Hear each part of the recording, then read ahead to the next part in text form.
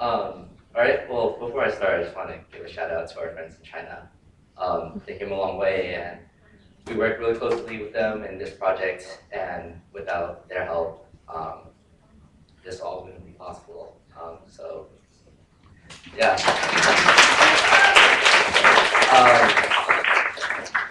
So, a little background about my involvement with the ALC. It all started actually part of Stephanie's story. I probably attended my first youth conference in, I don't know, 2003 or 2002 or something. And before that, I hadn't heard about hepatitis B at all. And it was a really inspiring conference that led to involvement with the Jade Ribbon Youth Council. And so when this opportunity came up, obviously I was super excited to be able to take it global. And I took a year off of college. I just dropped everything and I went and did this for a year. And so this was our pilot program, our model catch-up immunization and education project in China, in Qinghai. So our objectives for the project were to identify strategies for educating students about hepatitis B, to generate training ideas, to train the public health officials and teachers in China about hepatitis B and awareness, and to finally assess the effectiveness of our program. Why we chose Qinghai as a location, there's several reasons, one of which is there's low socioeconomic status. The region is mainly consisting of mining, agriculture, and like nomadic sheep herders, and their GDP actually only contributes to 0.3% of China's total GDP. So a lot of the people in the region don't have the resources or the ability to provide for their healthcare. And the prevalence of hepatitis B in this region is actually a lot higher than the statistic that we're used to hearing, 1 in 10. Over there, it's 18%. And many people born before 2005 aren't protected by the national HPV policy, like Dr. So talked about in his presentation. And as we all know, the lack of education leads to a lot of discrimination in these areas. The setting of this region, we were in Hainanzhou district of the Qinghai province, which is south of Qinghai Lake. And we were in the 6 counties, Gonghe, Hainan, Tongde, Guide, Qinghai, and Guinan. The place is pretty rural. The average altitude is about 3,000 meters, which equates to around 10,000 feet or so. And when Dr. So was saying how Minnesota was kind of like Siberia, no, this place was kind of like Siberia. The population that we kind of targeted was the CDC staff, the teachers, and the students of the region. Hainanzhou's population is about 375,000, give or take, and consisting of mainly ethnic minorities compared to the rest of China. The Hainanzhou district is considered a Tibetan autonomous region. And so the Tibetans actually contribute to most of the population with about 63%. And the Han ethnicity, which is the majority population of China, they only contribute about 28% of the population there. So some goals of ours were to provide free HPV catch-up vaccinations to about 55,000 children at 331 kindergarten and elementary schools, with the 2 components of education and vaccination. So I'll talk about this later, but we created calendars to give out to the kids, and you can see in that picture over there, the kids are wearing jade ribbon bracelets on their hands, showing the camera. So our education consisted of 2 phases. Phase 1 was we actually went around, or I went around to teach the 45-minute classes, put up cartoons in the schools and the hallways, and like I guess you saw some earlier, but there's some cartoon pictures up there. We wanted a way to kind of be able to give that information to the kids in a fun and creative way, so they would actually stop and read it. And a hepatitis B song, which Dr. So talked about, that had the tune of Parajanka. Phase 2, we maybe if you ask me later, I'll sing it. Phase 2 was kind of taking phase 1 and seeing what worked and what didn't, and fixing the problems that needed to be fixed, and kind of tying it all together. So we went with a top-down approach in phase 2, in which instead of going around to the schools ourselves, which was very inefficient time-wise, we wanted to be able to cover all the schools in education. So with the work of collaborating with the health department and the education department, we were able to train the CDC, we trained the teachers, we taught the students, and the students would be able to teach their family or take the information back home to their family.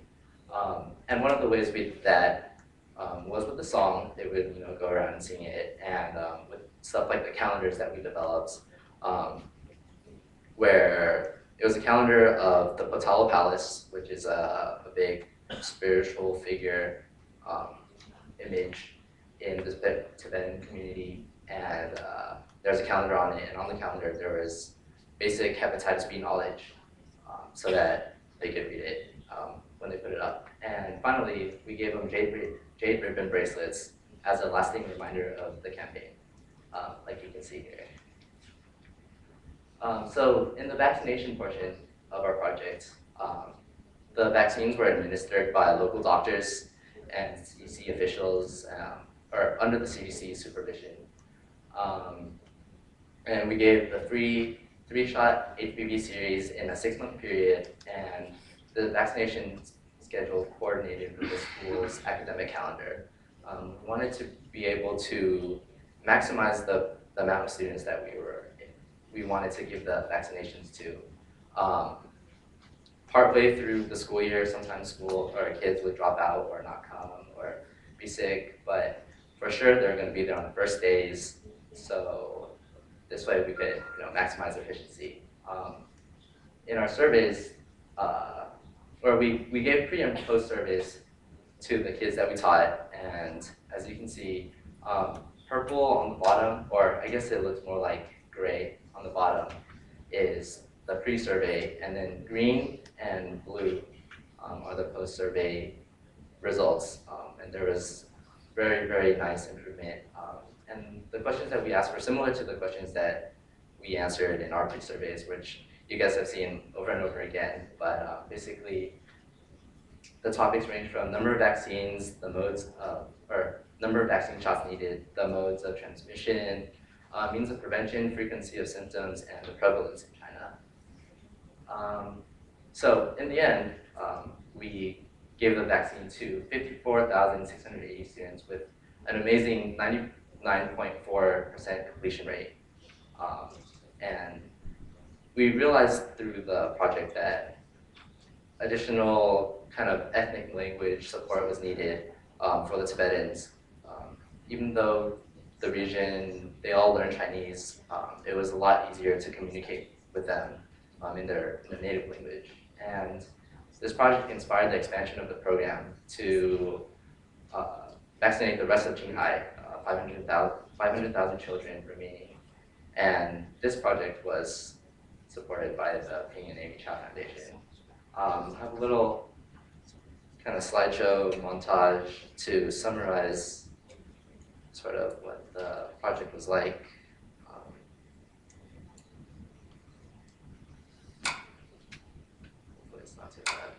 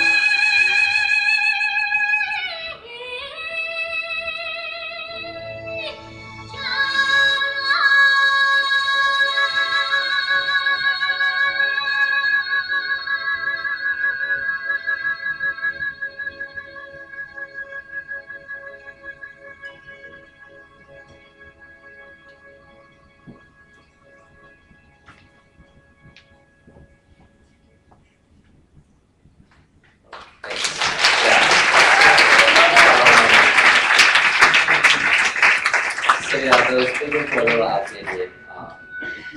We actually would like to incorporate the Paintel project into it as well. So it should be like 500,000.